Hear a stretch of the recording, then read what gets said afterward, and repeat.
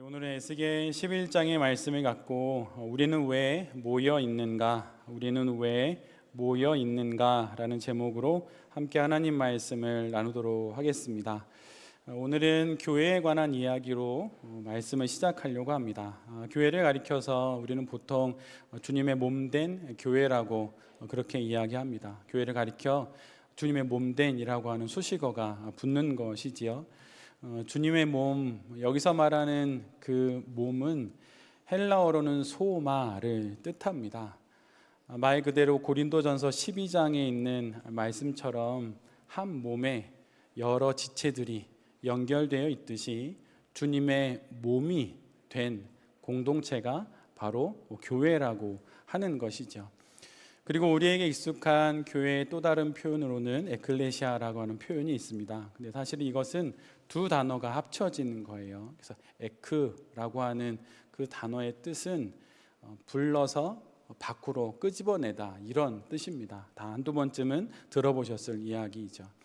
그래서 하나님께서 우리를 밖으로 불러내어 꺼내신 것입니다. 그리고 뒤에 나오는 칼리오라고 하는 것은 부르다, 이런 뜻이에요.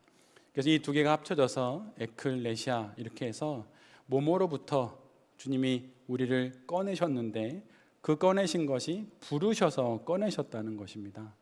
그래서 우리를 부르셔서 밖으로 꺼내어서 모여있게 한 바로 그 공동체가 교회라고 하는 것이죠. 그런데 교회를 이처럼 밖으로 불러냄을 받은 사람들의 그 모여있는 모임이라고 하는 이 정의는 매우 놀라운 것입니다. 교회 밖에 사람들이 교회를 보았을 때 그들은 세상으로부터 구별되었고 그 세상 밖으로 따로 불러내어서 모여있는 이들로 여겨졌던 것이에요. 교회를 처음부터 에클레시아라고 명명한 것이 아니라 그 모여있는 사람들의 그 모습과 그 과정을 보니 이 사람들은 부름을 다 받아서 밖으로 꺼내어서 모여있는 사람들이구나. 근데 이 긴 문장을 에클레시아라고 하는 말로 표현하게 되었던 것이죠. 그럼 이렇게 성도들을 밖으로 불러내어 모이게 한 그분은 누구십니까?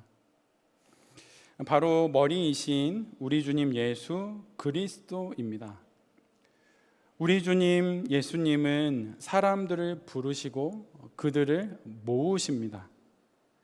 수고하고 무거운 짐진 자들아 다 내게로 와라 라고 말씀하시는 것처럼 삶의 무게에 짓눌려 하나님의 형상의 삶을 온전히 살아가지 못하는 이들을 예수님께서 부르셔서 거기서 꺼내어 하나님이 모으시는 것입니다.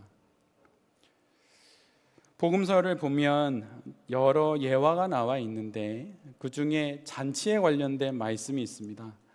한 왕이라고 마태복음에 이야기하고 있고 누가복음에서는 한 주인, 이렇게 되어 있는데 그 내용은 똑같습니다. 왕과 주인이 아주 큰 잔치를 준비합니다. 잔치를 준비하고 종들을 보내어서 그 잔치에 올 만한 사람들을 다 불러서 그 잔치를 가득 메우라고, 채우라고 이렇게 이야기를 하죠. 근데 저마다 사람들이 그렇게 초청을 받았을 때 그들은 한 가지씩 이유를 대기 시작합니다. 제가 집을 샀습니다. 제가 땅을 샀습니다. 제가 소를 샀습니다. 사업상의 여러 가지 이유를 이야기하면서 가지 못하겠다고 그렇게 이야기를 합니다. 그리고 지금 가정에, 집에 무슨 일이 있다고 가지 못하겠다고 이렇게 거절을 합니다. 종들이 이 소식을 그대로 왕과 주인에게 전하자 왕과 주인은 단호하게 이야기합니다. 그럼 거리에 나가서 그 사람들의 자격에 상관없이 이 잔치에 오기를 원하는 마음만 있다면 그 누구든 이 잔치에 초대하거라. 그러면서 종이 거리에 나가고 그렇게 거리에 있는 많은 사람들을 부르게 됩니다. 그래서 그들을 불러 모아 그 잔치를 채우게 되는 것이죠. 이뿐만이 아니라 성경은 성도들의 모임에 관해서 이런 권면을 합니다. 히브리서 10장 25절에 우리에게 익숙한 이 말씀으로 우리 모두에게 권면의 말씀을 하십니다. 모이기를 피하는 어떤 사람들의 습관과 같이 하지 말고 오직 권하여 그날이 가까움을 볼수록 더욱 그리하자. 여기서 그리하자는 것은 무엇을 하자는 것입니까? 말 그대로 모이자는 것입니다.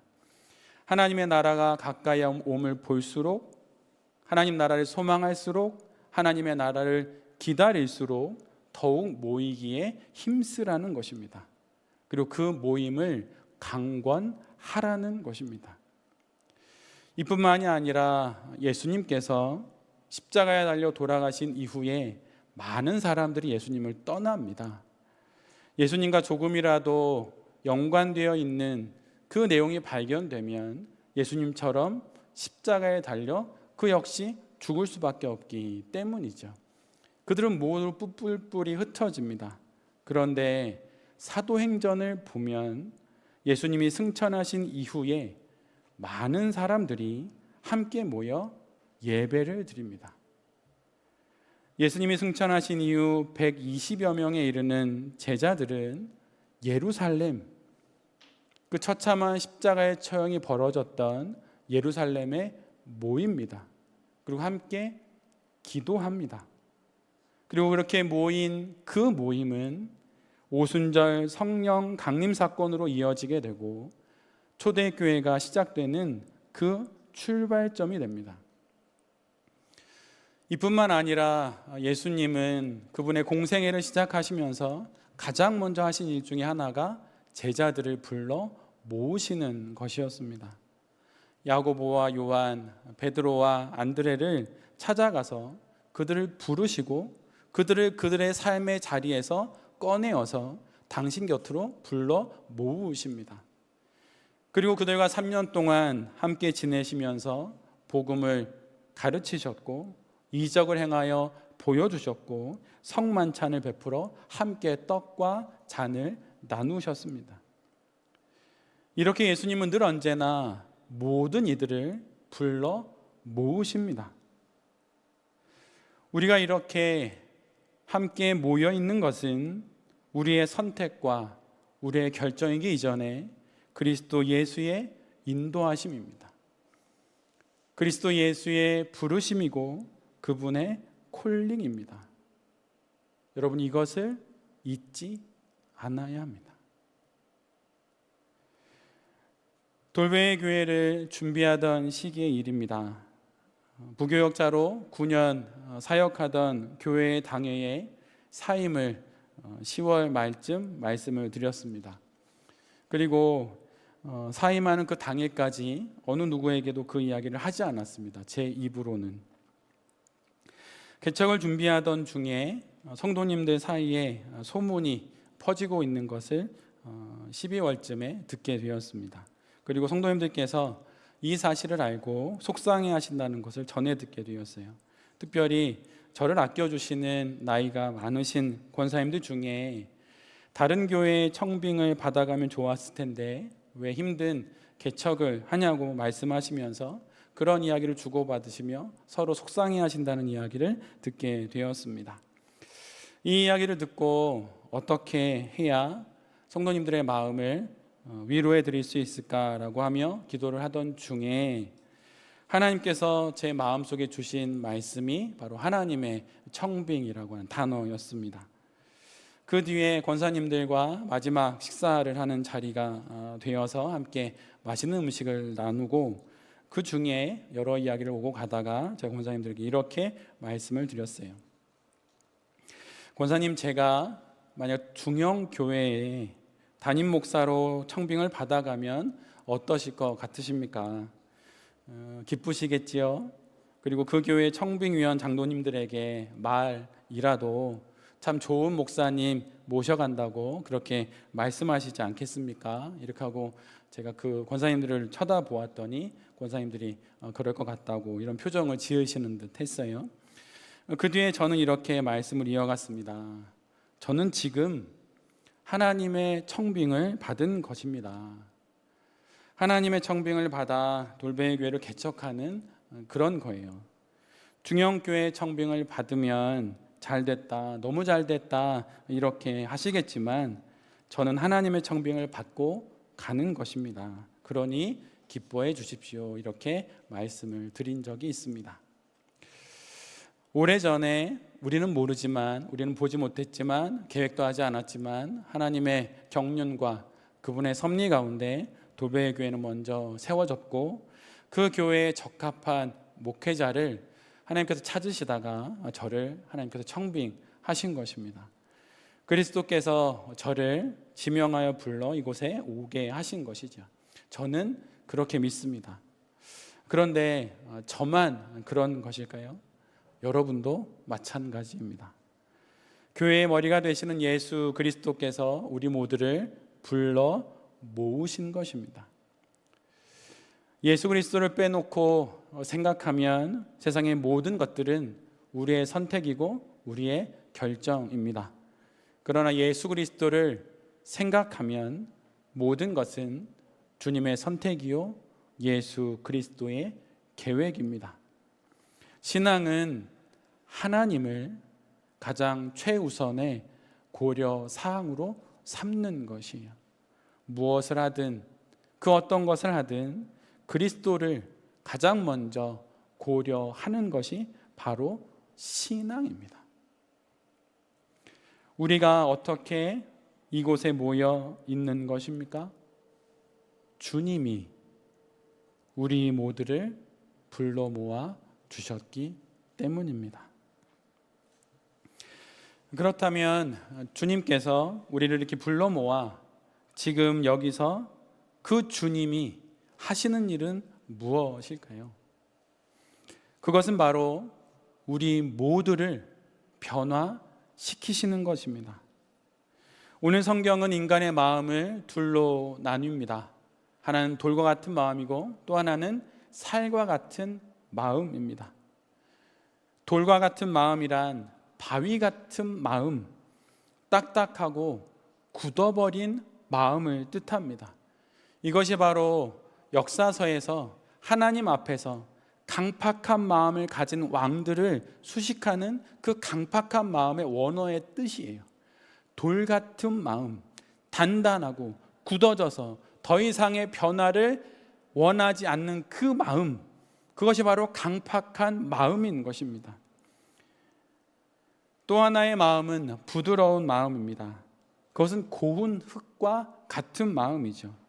복음의 씨앗이 뿌려져서 잘 심기어서 30배, 60배, 100배의 열매를 거두게 하는 바로 그 부드러운 마음, 어린아기의 그 부드러운 살과 같은 그 마음이 바로 인간이 가지고 있는 또 하나의 마음인 것입니다. 성령 하나님께서 말씀으로 기경하시고 그분의 놀라운 은혜로 기경하실 때 움푹움푹 파이는 그 마음이 바로 이 살과 같은 마음인 것이에요. 우리가 이렇게 모여있는 이유는 바로 우리의 돌 같은 마음을 살과 같은 마음으로 바꾸기 위함입니다. 예수님이 우리를 불러 모으심은 우리의 이 강팍한 마음을 순전한 마음으로 변화시키기 위함인 것이에요. 환자가 병원에 가서 그의 발걸음을 옮겨 병원에 가는 이유가 진료를 받아 병을 낫는 것이듯, 학생들이 학교에 가는 이유가 공부하는 것이듯, 우리 모두가 주의 몸된 교회에 나오는 이유는 변화하기 위해서입니다. 모든 것에는 이유가 있습니다. 우리가 모여 있는 것에도 이유가 있습니다. 바로 그것은 우리의 돌 같은 마음이 살과 같은 부드러운 마음으로 변하는 것입니다. 우리는 지금껏 익숙한 삶을 지속하기 위해 이곳에 온 것이 아닙니다. 믿던 대로 믿고 살던 대로 살기 위해 주님이 이 교회를 세우신 것이 아닙니다. 그리고 주님이 여러분의 발걸음을 이곳으로 인도하신 것이 아닙니다. 참된 삶을 위한 불편한 변화를 감수하기 위해, 그 불편한 변화를 받아들이기 위해 하나님이 명하시는 나를 힘들게 하는 그 변화를 하나님 앞에서 참으로 순전하게 수납하기 위해 우리 모두가 지금 여기에 모여 있는 것입니다. 성도를 가리켜 거듭난 사람, 말 그대로 다시 태어난 사람, 다시 태어난 생명이 있는 사람, 중생한 사람 이렇게 말합니다. 근데 여러분, 태어난 모든 생명은 변화함으로 성장하고 성숙합니다. 새우나 개와 같은 갑각류들은 반드시 그의 성장의 과정에 탈피 그리고 변신의 과정을 갖습니다. 알에서 부화된 갑각류들은 딱딱한 껍질을 가졌기에 외부의 공격으로부터 자신을 보호할 수 있습니다. 정말 요긴하고 좋은 것이죠. 그러나 점점 작았던 개가 커지면서 몸집이 커지면 자신을 보호해주는 그 껍질이 오히려 그를 가두게 됩니다. 그래서 성장할 때 이런 갑각류들이 선택하는 방식은 딱딱한 껍질을 버리는 것입니다. 탈출하는 것이에요. 떠나는 것입니다. 그것이 바로 탈피, 말 그대로 껍데기로부터 탈출하는 것이에요. 성장하기 위해 껍질로부터 나옵니다. 밖으로 불려냄을 받습니다. 그리고 그는 가장 연한 살이 됩니다. 그 다음 그 몸을 물로 채우고 그동안 몸속에 채워두었던 칼슘을 조금씩 겉으로 이렇게 뿜어내면서 단단한 껍질을 전체적으로 하나씩 만들면서 결국은 큰 몸집으로 성장하게 되는 것이에요. 딱딱함에 갇히면 결국 죽는 것입니다. 오직 변화할 때만이 살 수 있는 것이고 그 변화는 우리가 부드러울 때 일어나게 되는 것이에요. 그리스도는 우리를 부르셔서 우리를 이렇게 부드럽게 하셔서 변화시키시는 것입니다. 복음서를 보면 우리가 잘 이해가 되지 않는, 그러나 정확히 주님의 말씀인 한 가지 예화가 있습니다. 땅에 심겨진 무화과 나무가 있었습니다. 때가 되어 곧 있으면 열매를 맺어야 할 시기를 앞두고 있는데 그 무화과 나무 잎사귀를 아무리 들춰보아도 열매를 맺을 만한 그 시작이 보이지 않는 것입니다. 그러자 예수님께서 어떻게 하십니까? 단호하게 그 무화과 나무를 말라 죽게 하십니다. 마땅히 있어야 할 변화가 없자 결국 그 나무는 말라 죽게 되는 것이에요. 성도와 성도들의 모임인 교회는 생명체입니다. 그러기에 그 생명을 갖고 우리 모두도 변화를 통해 성장하고 성숙해야 하는 것입니다.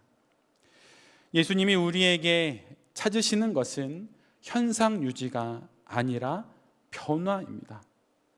옛 방식을 고수하면서 그냥 그렇게 살아가는 것이 아니라 부드러운 마음으로 변화되는 그 길을 걸어가는 것입니다. 바로 이 변화를 위해 우리 모두를 불러 모으신 거예요. 다른 교회에 가면 변화되지 않을 것 같아서 돌배교회에 불러 모아 주시는 거예요. 저도 다른 교회에 가면 목회 그만둘까 봐 하나님께 저를 이곳에 불러 주신 것입니다.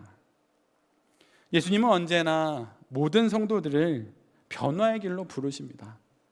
여기가 좋사오니 이대로가 좋사오니라고 말하면서 제자리에 있으라고 주님 우리를 부르신 것이 아니에요. 우리 모두를 더 거룩한 성도로 그 변화의 길로 주님이 인도하시는 것입니다. 우리가 모여있는 이유는 무엇입니까? 바로 그 부드러운 마음으로 변하기 위해서입니다. 여러분 돌베이 교회를 다니시면서 돌베이 교회 안에서 신앙생활 하시면서 여러분 부드러워지십니까? 순해지십니까?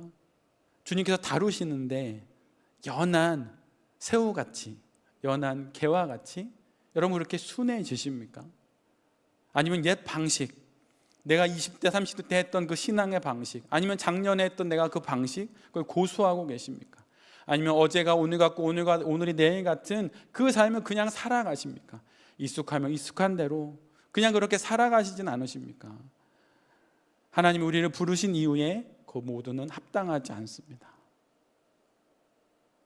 주님이 우리를 이곳에 불러 모아주신 이유는 우리 모두를 변화시키시기 위함입니다. 그렇다면 하나님은 우리를 부드러운 마음으로 변화시키셔서 그럼 어떤 마음을, 어떤 일을 하시는 것일까요? 여기는 우리 모두를 하나님 변화시키시기를 원하십니다. 또 우리 모두를 부드러운 마음으로 갖기를 원하십니다. 그 다음에 하시는 일이 무엇입니까? 바로 하나님의 말씀을 듣게 하시는 것입니다.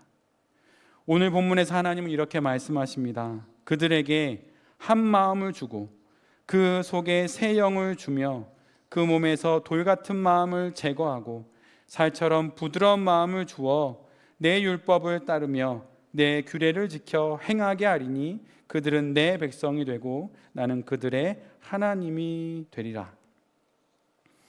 하나님의 이 말씀은 지금 하나님이 이 말씀을 함과 동시에 이 모든 일을 행하고 계시다는 뜻입니다. 인간의 말과 행동은 다릅니다. 그래서 말 따로 행동 따로이지요. 이 말을 하지만 행동으로는 저것을 합니다. 그러나 하나님의 말과 행동은 구분되지를 않습니다. 창세기 1장 3절의 말씀처럼 빛이 있으라 라고 하자 동시에 빛이 생겼습니다. 빛이 있으라라고 말씀하시면서 그분은 동시에 빛을 만드신 것입니다. 이처럼 하나님의 말씀과 그분의 행동은 구분되지 않습니다.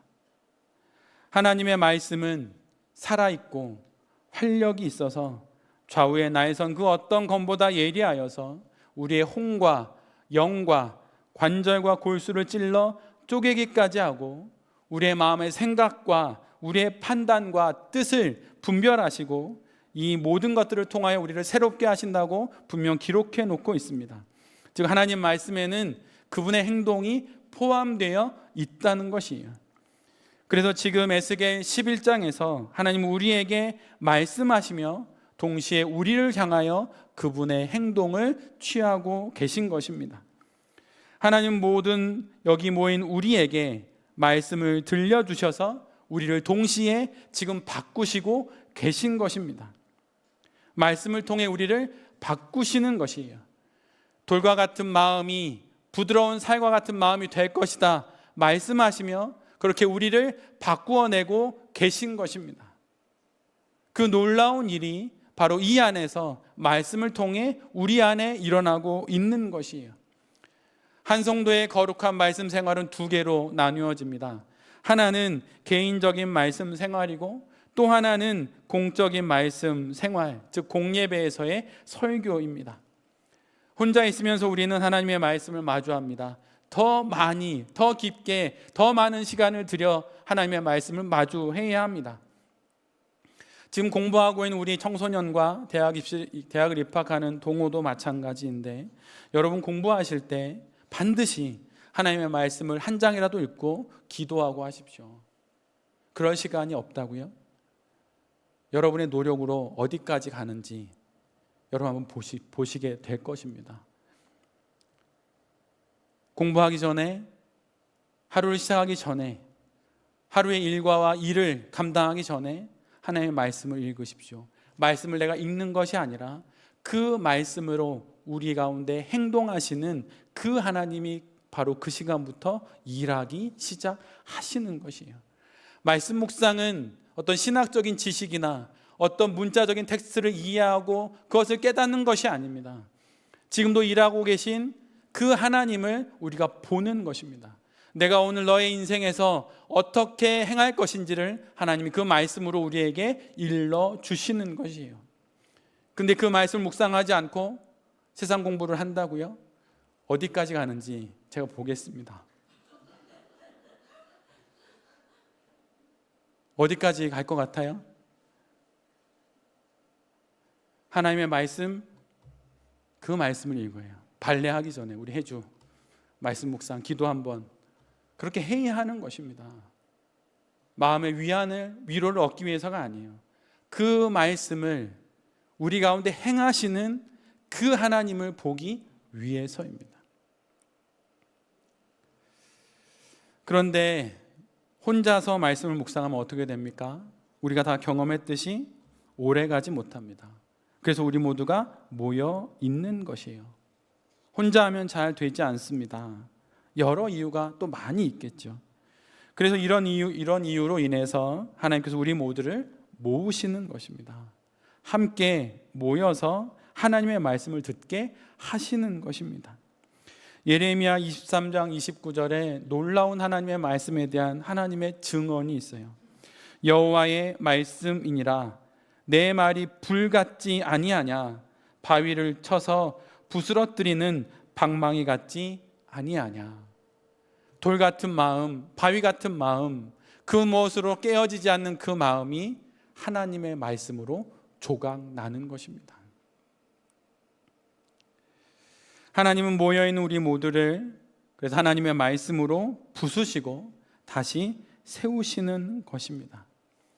혼자 있으면 쉽게 무너지고 타협하고 회피하고 퇴보하는 우리들을 그렇게 하나로 묶으셔서 함께 하나님의 말씀을 듣게 하시는 것입니다. 그래서 하나님의 말씀을 들음으로 말미암아 변화가 일어나고 더 부드러워진 우리의 영혼 가운데 더 깊은 하나님의 말씀이 들리고 이 거룩한 선순환을 통하여서 우리가 하나님 앞에 더욱더 아름다운 인생을 살아가게 되는 것입니다. 그렇다면 이렇게 말씀을 듣게 된 우리 모두는 이제 어떻게 되는 것입니까?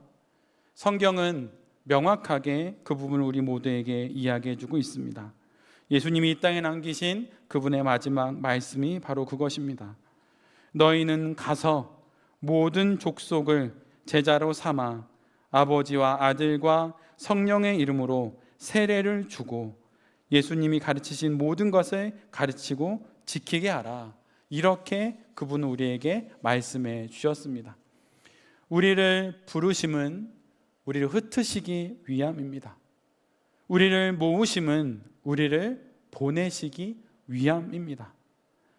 모인 우리의 변화는 우리만의 기쁨과 만족, 즐거움을 위함이 아닙니다. 여러분, 만약에 우리가 모여서 우리만 기쁘고 우리만 즐겁고 우리가 편하면 하나님은 우리를 깨실 것입니다. 여러분, 두려워하셔야 합니다. 좋지 않나요? 교회 임대료 공짜잖아요.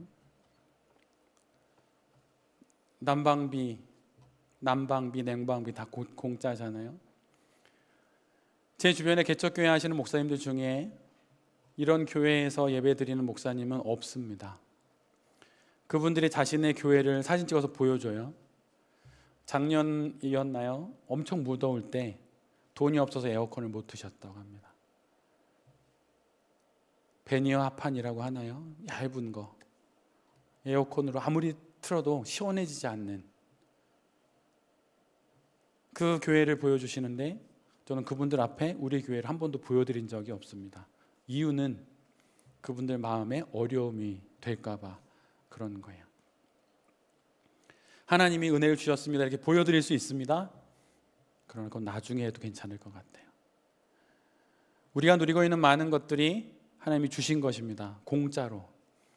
그 이유는 우리가 이곳에서 여의가 좁사오니 그냥 나만 기쁘고 나만 만족하고 이전의 삶, 신앙의 삶을 반복하고 그렇게 즐거워하면 우리가 모여있는 것, 그것을 위함이 아닙니다. 이곳에 모여 우리가 변화된 이 모습을 갖고 세상에 나가 더 많은 사람들을 그리스도 예수께로 인도하기 위함입니다. 모여서 변화를 경험한 자만이 바로 그곳으로 사람을 초청할 수 있어요. 예수님을 만나 변화된 그 수가성 여인처럼 여기 와서 보십시오. 나의 모든 과거를 아셔서 나를 새롭게 살게 하신, 새 인생을 허락하신 그분이 여기에 있습니다. 그리스도가 여기에 있습니다라고 그렇게 말했던 수가성 여인처럼 우리가 변화를 경험했다면 그 변화를 갖고 세상에 나가 그 많은 사람들을 예수 그리스도께로 인도해야 하는 것입니다. 이제 우리나라는 거의 미 전도 종족과 다를 바 없는 그런 나라가 되어가는 것 같아요. 청소년들 중에 교회를 다니는 인구는 5% 이하입니다.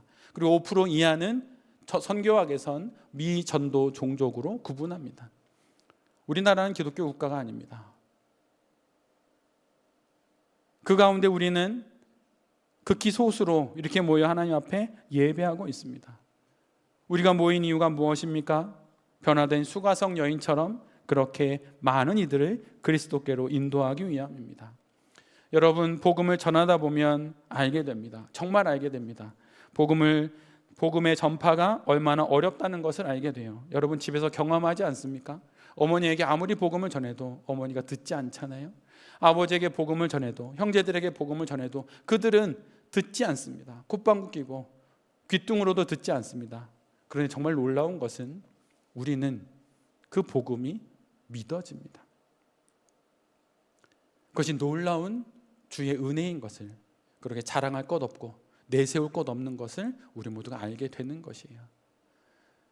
그리고 그 복음을 전하는 과정 가운데 특별히 사랑하는 이들이 그 복음을 받아들이지 않을 때 날로 깊어져가는 그 안타까움으로 인하여서 애통하는 마음을 갖게 됩니다. 그래서 팔복의 말씀처럼 애통하는 자의 그 마음을 알게 되고 주의 그 축복이 무엇인지를 깨닫게 되는 것이에요. 사도 바울의 유대 민족을 향한 그 애통함과 모세의 이스라엘 민족을 향한 그 슬픔과 소돔과 고모라 성의 그 멸망 앞에서 울부짖는 아브라함의 그 마음을 알게 되는 것입니다. 그리고 우리를 구원하시기 위해 이 땅에 오신 그 예수님의 그 놀라운 복음을 더욱 깊게 깨닫게 되는 것입니다. 우리의 식어버린 신앙은 결국은 복음을 전하는 복음 전파의 현장이 없기 때문이에요. 믿지 않는 자녀, 아직까지 그리스도를 영접하지 않는 자녀를 두고 우는 부모는 여러분 애통의 현장이 있기에 더 많이 주님께 매달릴 수밖에 없고 그 신앙은 깊어져 갈 수밖에 없는 것입니다. 그러나 나만 알고 나의 삶만 추스리려고 하는 그 신앙에는 결코 변화는 없는 것입니다. 모여 은혜를 받았으면 여러분 흩어져야 합니다. 만약 우리가 흩어지지 않으면 주님이 흩으실 것입니다. 초대교회 성도들이 모여만 있을 때 그들은 핍박으로 인하여서 흩어졌고 그것이 온 세계 이 동양의 한 끝에 있는 우리나라에게까지 주의 복음이 전해지게 된 것이에요. 가족에게 복음을 전하십시오.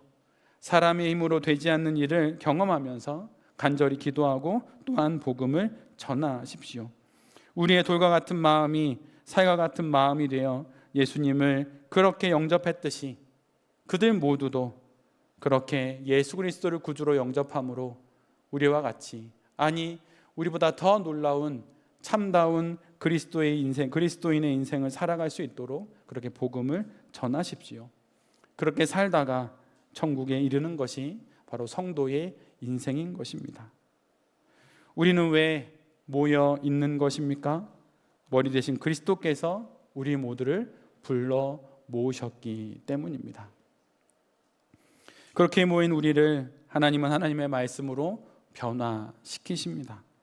그리고 우리의 머리 대신 그리스도 예수의 참된 복음을 전하게 하십니다.